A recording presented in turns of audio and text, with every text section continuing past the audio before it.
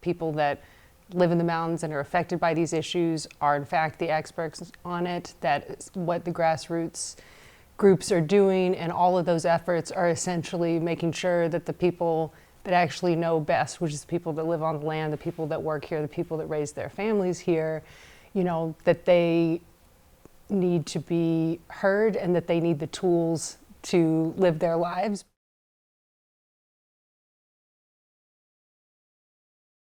Chauncey Odell Arnold. We are in Rogersville, Tennessee, here in Hawkins County.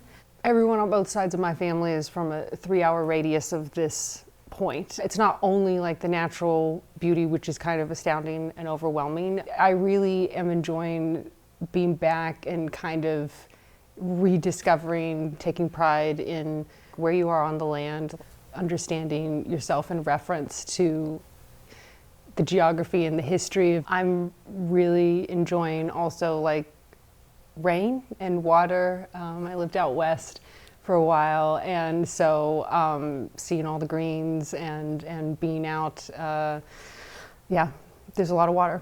There's a lot of history here. All right, so there's 2 pieces of legislation that are the focus of the Alliance's efforts, and they kind of work in a symbiotic relationship. So the House version, it's called the Reclaim Act, and then it's the AML, or Abandoned Mine Lands Fund Reauthorization Act. In the 70s, the AML fund was created off of a tax of per ton coal removed from the ground. This tax is against the coal companies. And then that fund is used to support reclaiming used mine lands that have been deemed dangerous or hazard to human health. What Reclaim does is basically authorize the funds that are in AML to be used like not only to improve the environment, but also to have whatever projects are going on or being funded to be linked to improving the local economy. And this is in service of making sure that as coal mining is in decline, that out-of-work coal miners will have a way to keep earning a living. So these 2 things work together, and the AML fund is up for reauthorization this year, and it needs to be reauthorized for the next 15 years. So that's part of what the urgency behind Reclaim and AML support right now in this congressional session is to make sure this money is still available and that it's ready to go with all of these Reclaim projects. And so there's a lot of really great kind of like satellite things that are happening about how to take this reclaim money, reclaim mine lands, and do some local projects. The Reclaim Act commits $1 billion to like lands that it would apply to. There's about $3 million that would be in Tennessee.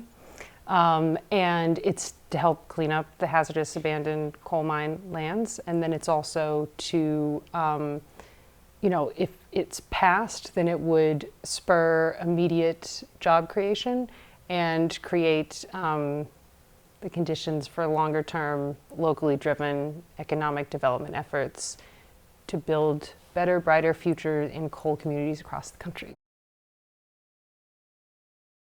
The work that I do for the Alliance for Appalachia is the nitty-gritty sort of things, writing letters to representatives, studying up on legislation and participating in lobbying sessions with different representatives, and also working however I can to support efforts for community education around different issues. And all of those things, whatever they are, is in service of the Alliance's mission, essentially, for clean water, repairing and reclaiming land that's been destroyed from mining and chemicals, and being able to live and appreciate this region, which is already so rich in so many things. The whole mythology around the Appalachian region is destined to be, you know, poor and at war with nature and all of these different things that serve kind of a national mythology but absolutely are not accurate to like what is actually happening in Appalachia. Even though I grew up in this region that my family on both sides has been here for generations, I'm humbled and a little ashamed at how unaware I was of so much kind of environmental justice, grassroots work, and the necessity for it, and not only like the history of coal mining in the Appalachians, but also the history of like labor rights and all of these things. I mean, I'm a little late coming to it. So to me, it feels a little outrageous that we would give the term activist to anyone that's like, I think clean water, clean soil, and being able to live on the earth that I'm inhabiting in a healthy way is a radical statement. And yet we know, even from the last Oceans on Fire and all of this, that, oh no, we're at that point. What kept me from it was, I think, a little bit of fear of this is overwhelming, I'll focus on other things. And now this idea that like, oh, it can be in service of people that are doing so much amazing work, or people that are doing things day to day, to just stand up and be like, I'm for clean water and soil, and I don't understand why that's controversial.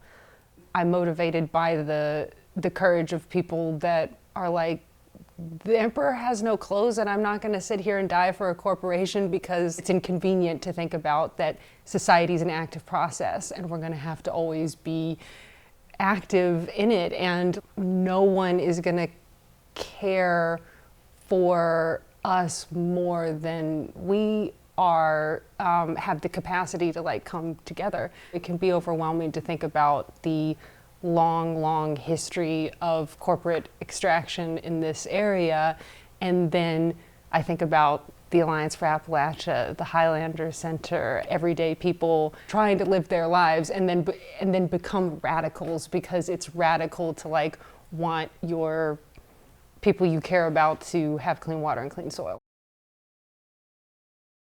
I would love everyone here to know how special and wonderful Appalachia is. It really is. It's unique in the world.